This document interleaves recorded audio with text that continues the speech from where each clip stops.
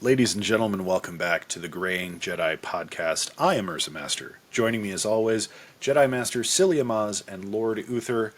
Gentlemen, welcome back to the Jedi Council Chambers as we review the final entry in the Obi-Wan Kenobi series, Part 6, in which Obi-Wan gets his oats. Before I jump into the episode, Psyllium Maas, give us the short background on Part 6. Thank you, Jedi Masters. Thank you, Graying Jedi fans. Part 6 of Obi-Wan Kenobi aired on June 22nd, 2022, and it had another thicket of writing credits, which we will decipher shortly. Deborah Chow, as she had the previous 5 installments, is your director. The story was by Stuart Beattie and, the word and, Joby Harold, Ampersand, Andrew Stanton. So how do we decipher the story? Stuart Beattie wrote some version of this as a feature film script, and then he was rewritten. He wrote it solo. He was rewritten by the story credit by Joby Harold and Andrew Stanton as a team, hence the ampersand in their names. And Andrew Stanton, we talked about. Joby Harold, of course, is the showrunner. Andrew Stanton is the Pixar guy who worked on literally every great Pixar film you've ever heard of, from the Toy Story franchise to Finding Nemo, Finding Dory, WALL-E, etc. Now the teleplay, the actual words spoken and plots that thicken, was by showrunner Joby Harold and Ampersand, Andrew Stanton. So once again, like the previous installment, they worked together as a team. But there's also an and in there, A-N-D, Hossein Amini. And Hossein Amini is another of the guys who tried to make this into a feature before they shifted to streaming. And while it's interesting that his name is a teleplay, that means some actual moments of this episode, whether it's dialogue, whether it's likely the final duel between Anakin and Obi-Wan on that ghostly planet, they kept some of Hossein Amini's core material. Like, he didn't just contribute a story element that they then changed so radically that he would only get a story credit. Teleplay suggests that there's some fragment or part of his original feature that made it into this episode, which was, rewritten by Joby Harold and Andrew Stanton. So it's interesting. It's convoluted. It's probably not the way you want to go if you're ever going to make like a first-rate television show or movie when you're kind of Frankenstein monstering different parts. But this one works, as we'll discuss very shortly.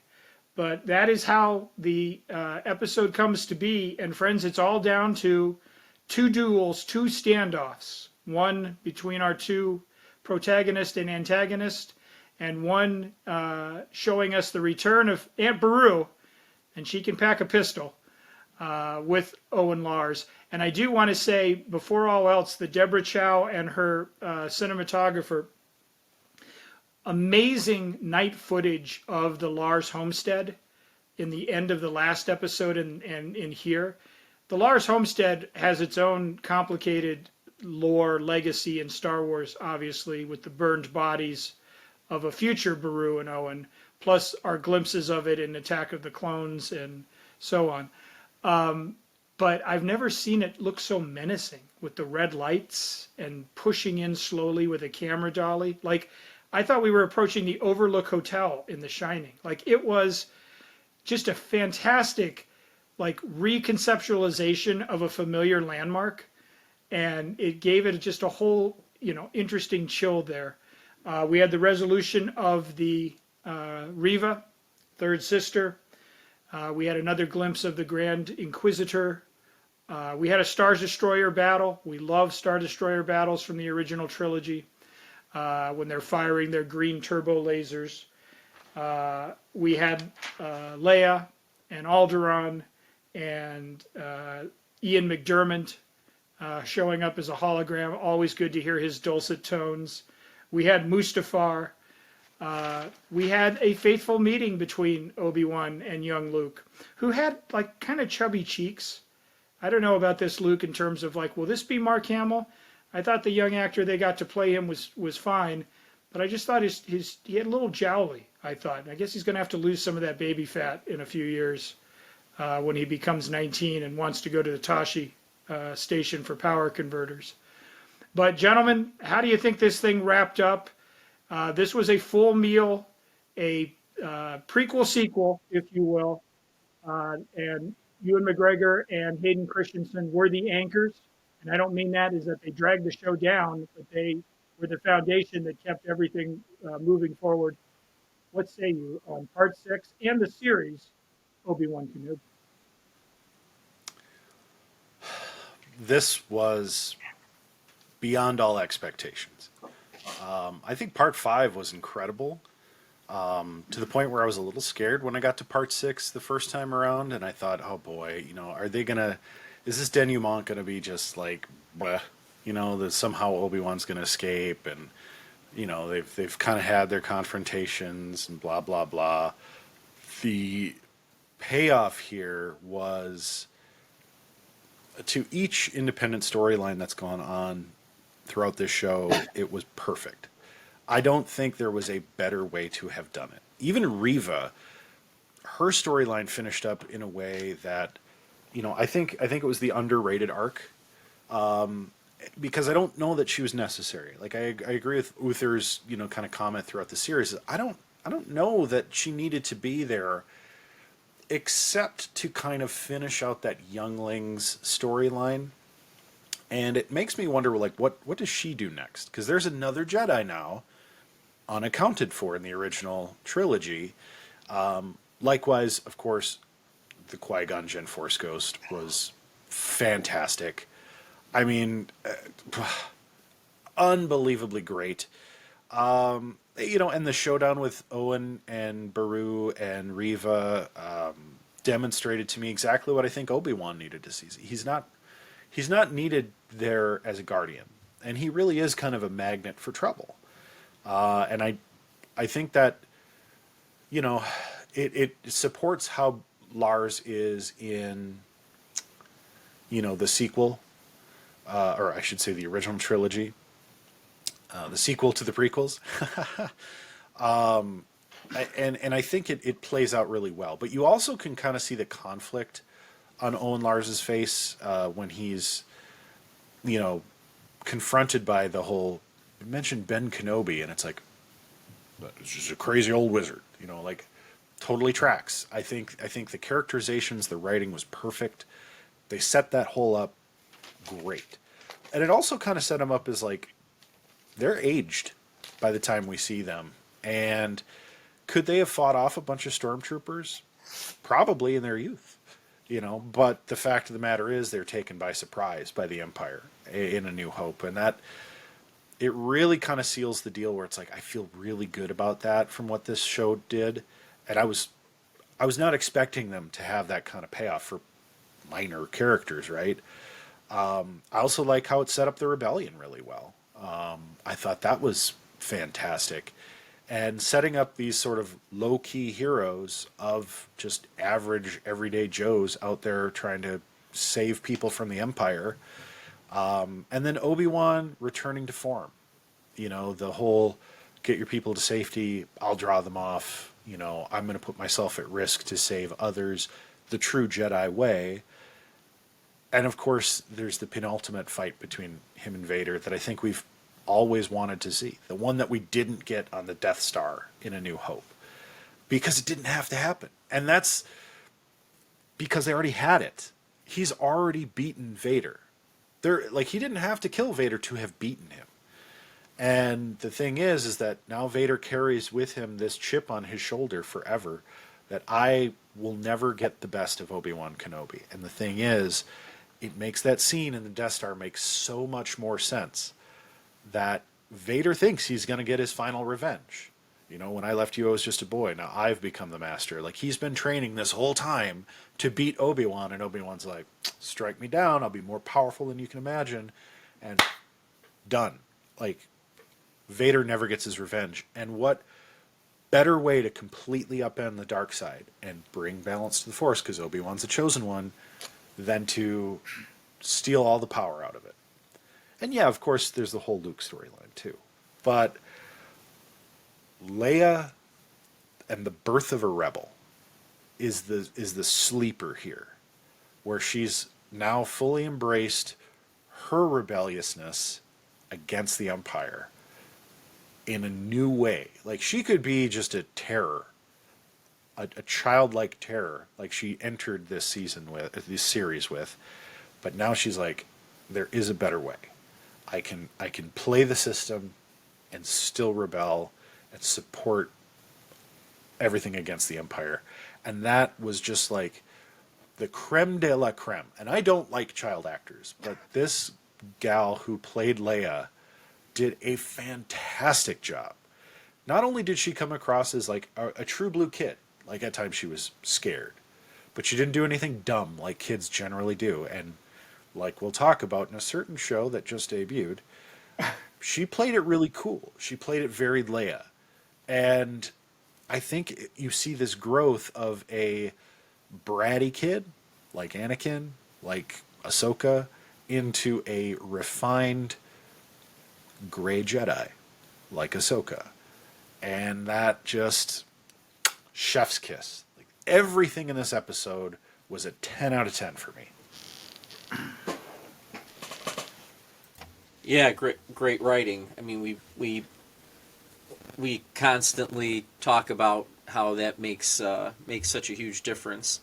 I like how the child acting got better as the series went on. I'm still not I'll get to I have two struggles with this, which I'll get to at the end, I guess. Yeah, seeing Qui-Gon was absolutely amazing at the end. I think people talk about this in general. I want to see Darth Vader a certain way, and then you saw him in Rogue One. This is Darth Vader. We're seeing that in this episode as well. And the true power that both of them wield. And, the idea that I struggle with Luke walking away. He could have kind of ended it all right there, the threat, but maybe that's not the Jedi way to do that. But he knew what he was doing, in a sense. You're leaving this guy to continue his ruthless reign and help the Empire keep growing. So I struggle with that a little bit. I still struggle with the amount. I feel like the amount of years should have been longer, in a sense, still, that the Empire actually reigned. Because when you watch the original trilogy, I feel like the Empire had been around for a very long time and kind of established themselves. So that's maybe the only other thing that I kind of struggle with overall, just story arc-wise. But it gives you everything you want, right? And we've talked before about, fan service. There's cheesy fan service, and there's fan service that fits into a storyline and makes complete sense. And that's what we see in this entire series. We get the fan service. It's not cheesy.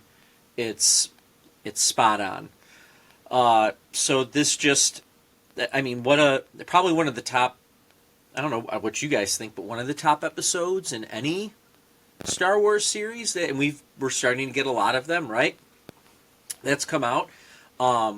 The fight, when I like when Obi-Wan is stuck underneath all that rock and his life flashes before his eyes.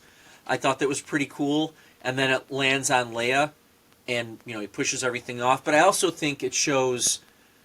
I think that's an important point too, because he's bonded to both of these kids. Because there was always the idea that Luke was the father figure, and now we're getting, how did Leia kind of view him? And I think the big question is, where do they go from here?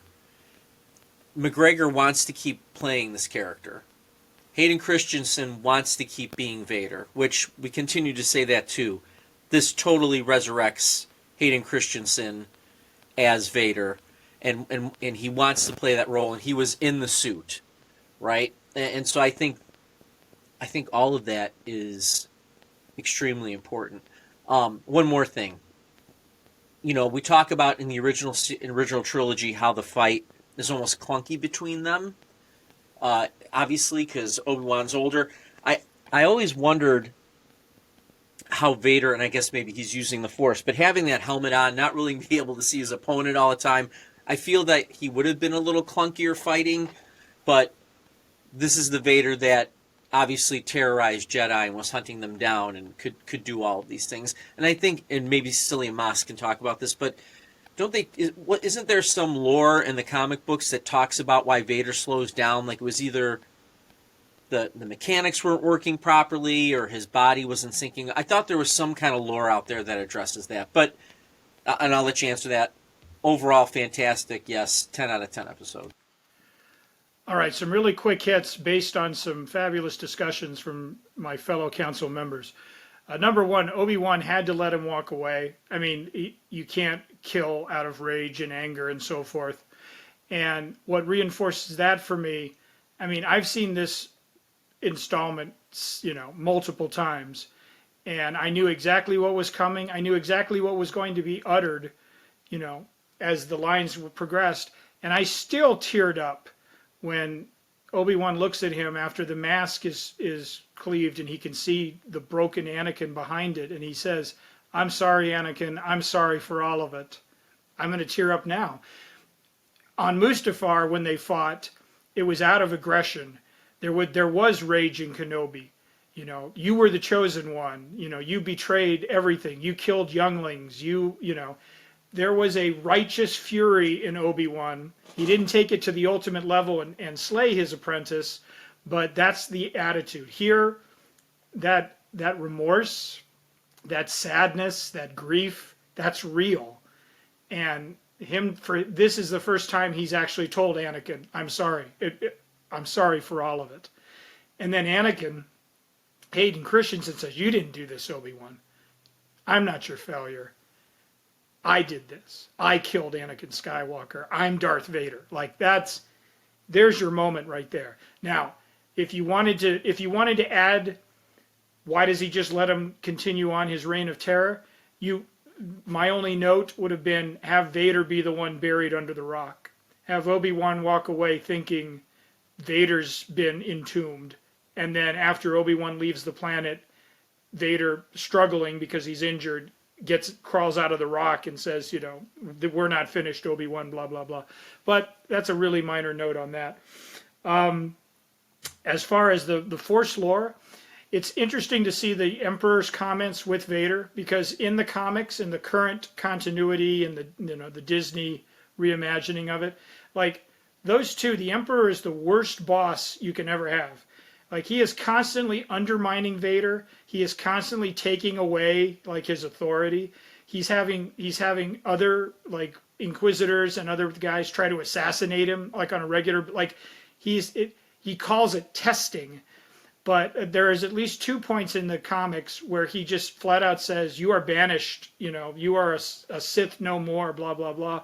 And Vader has to worm his way back into the good graces, which shows his mindset around Empire when he wants to depose the Emperor and take his son with him to rule the galaxy. So those two are like frenemies of the worst kind. Like the Emperor is an absolute snake. There is no loyalty. So it's interesting when I hear Ian McDiarmid doing the dialogue, and he's just like, are you sure your mind is clear? And if you're assuming that the canon comic book storylines are happening off camera and we're not seeing them, it's very much in that sense that he's like, you're weak. I'm going to get rid of you and replace you with, this apprentice. And so if you ever have the time to go back and look at some of those comics, it's fun, it's fascinating, but boy, it's a rough workplace there for Vader. And I mean, overall, again, we just talk about the writing, and I mean, that can come from somebody like Joby Harold, who is, a celebrated British, screenwriter and author. But I really think these last couple of episodes in particular, again, we cannot overlook Andrew Stanton and the success that he had working all of those films with Pixar. I mean, if you look at a Pixar film, why is a Pixar film better than many of the other animated studios like Sony and so forth, Universal, that try to put it out there? Because they really take the time and the trouble to crack the story and give you characters. I was bawling. I mean, I'm unapologetically crying at the end of Toy Story 3 when it appeared that the toys were going to meet their end.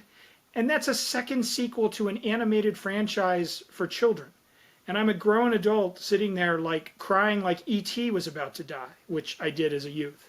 So I think the Pixar brain trust overall, especially that first generation of filmmakers, John Lasseter, Andrew Stanton, Pete Docter, they really got it. And I think that, being able to imbue minor characters in this show with that kind of gravity, to Ursa's point about Leia and the rebellion and so forth, like I say, sometimes you just have the right people in the room who can really level up. And I think that Andrew Stanton, and he was a consulting producer for the whole show, but the 2 episodes that have his name on them, parts 5 and 6, I think you can really, to their credit, they got a good guy in there in the batting order to be like, all right, see what you can do with this pitch. And I think he really was strong with it. Absolutely. And I think it goes without saying, my Kyber crystal rating is the brilliant emerald Irish green. This is the Emerald Isle after the rain, as the sun comes out and the rainbows and the leprechauns and pots of gold are everywhere. The whole island is green for me. It was absolutely brilliant. I'm going to go even one step further and give this a golden badgie seal of approval, because this is the gold standard for television right now. There is nothing being produced in any genre that is as good as Part 6 of Obi-Wan Kenobi. There are not Hollywood movies being made that are this good right now. And I give that entirely to the writing staff and to Ewan McGregor. And to some extent as well to Hayden Christensen. Those two and the writing staff and everybody else involved, you have made a masterpiece of streaming cinema.